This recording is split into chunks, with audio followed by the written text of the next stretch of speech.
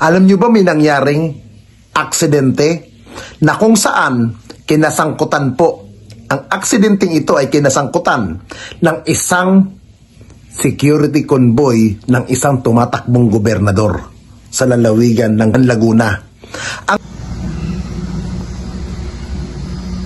Pero ang masama dito, ang balita ko, yung politiko na tumatakbong gobernador, wala pa ata lang aksyon.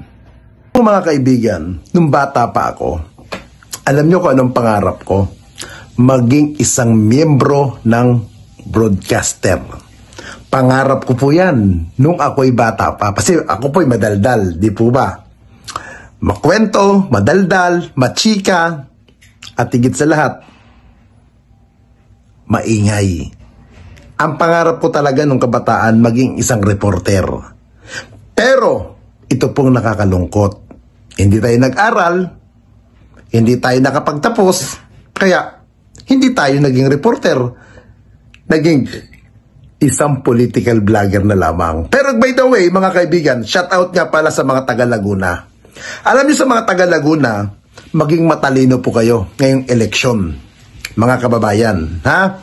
Huwag po kayong papadala sa mga matatamis sa salita sa mga tatakbong gobernador dyan. Bakit? Alam nyo ba may nangyaring aksidente na kung saan kinasangkutan po, ang aksidenteng ito ay kinasangkutan ng isang security convoy ng isang tumatakbong gobernador sa lalawigan ng Cavite, ay ng Laguna. Ang masakit pa po dito,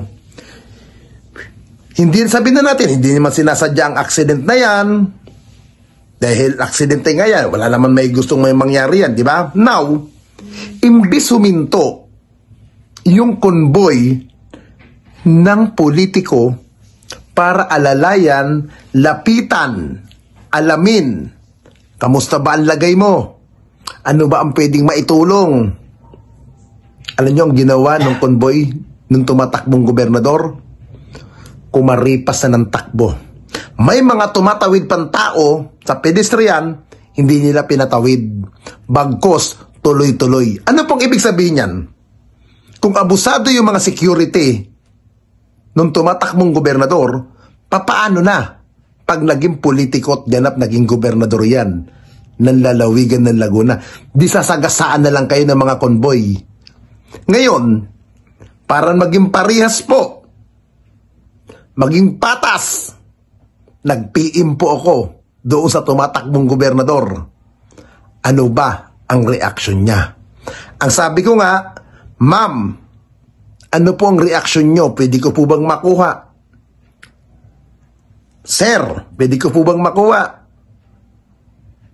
ang reaksyon nyo or madam sa nangyaring aksidente na yan? Until po sa mga sandaling ito, December 14, 2024, wala pa pong feedback yung tumatakbong gobernador ng Laguna. Kaya mga kaibigan, mag-isip po kayo. Alam nyo kung naging reporter ako? Nako po, naiulat ko na yan. Putang ina nyo.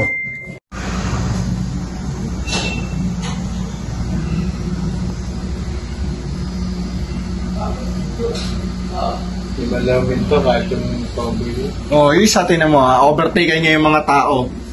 Ngayon, may mga natawid eh. Oh, hindi niya pinatawid oh.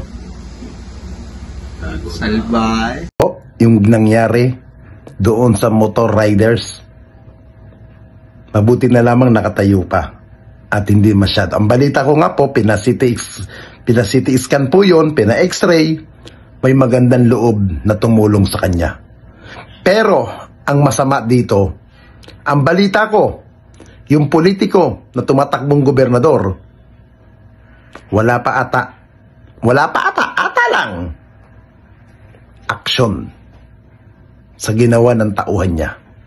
Sana man lang pinapuntahan sana, at sana kung paano nagbibigay ng wheelchair, sana ganun din binigyan man lamang ng wheelchair yung pasyente. Alam niyo na kung sino? Itong tumatakbong gobernador? Paki-comment na lang po ang pangalan.